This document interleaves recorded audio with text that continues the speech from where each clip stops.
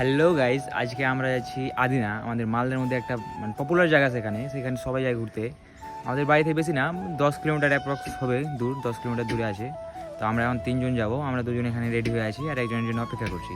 আর আমাদের এই ভাঙাচূড়া আবার বাইক নিয়ে যাচ্ছি, দেখতে পাচ্ছ। তো চলো আমাদের সাথে তোমরা থাকো, সাবস্ক্রাইব করে দাও। হ্যালো গাইজ, আমরা এখন যাচ্ছি। আমরা এখন আছি এই রোডে, দেখতে পাচ্ছ। এখন আমরা যাচ্ছি, প্রায় আমরা বাড়ি থেকে 7 কিলোমিটার অতিক্রম করে নিয়েছি, আর এখন 5 কিলোমিটার মতন আছে। তো দেখতে পাচ্ছ ওইখানে আছে ন্যাশনাল, আর আমরা এখানে ন্যাশনাল ধরবো। তো চলো দেখা যাক। হ্যালো গাইজ, আমরা এখানে চলে এসেছি, দেখতে পাচ্ছ।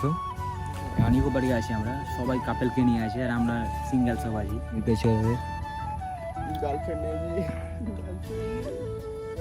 আমরা এখানে একাই বসে আছি, আর সবাই কাপেলরা বসে আছে, প্রত্যেকটা সিঁড়ি কম বেশ। ওই সাইডটা ফাঁকা আছে শুধু, এই সাইডে সবাই কাপেলকে নিয়ে বসে আছে। এই যে নদী না, এটা পুকুর আছে, পুকুর পাশে বসে আছে। এই দেখ এগুলো সব এখন ঘিরে দিয়েছে, এখন আরো ভালো লাগছে গাছপালা।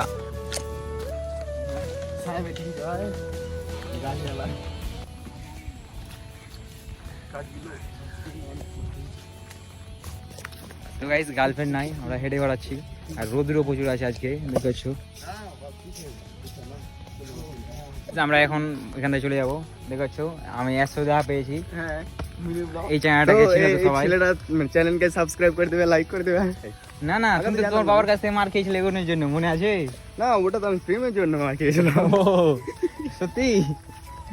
বাবার কাছে না, তো দাদুর কাছে। হ্যালো, আমরা এখন এখানে ইকো পার্কের বাইরে বের হবো, মানে এখন ওই মধ্যা ভিডিও করে বলছে, বুঝতে পারছো? একটা বুড় বাচ্চারা ভিডিও করবে এখন। কি করবা?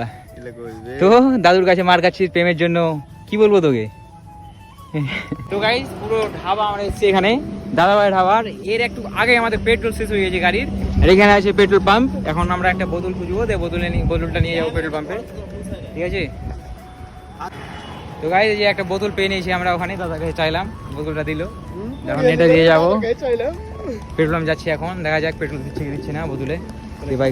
গাইস, ব্যাপারটা হচ্ছে কি, এই জিও পেট্রোল পাম্পে এসেছিলাম, তো বোতলে করে সালারা পেট্রোলই দিল না। বাইকটা ওই পার থেকে এই পাকে এটা দিয়ে রোড দিয়ে নিয়ে আসতে হলো, এখন ট্রেন নিয়ে যাবো ওটা দিয়ে। দেখে এইভাবে আমাদের পাস মারতে হচ্ছে।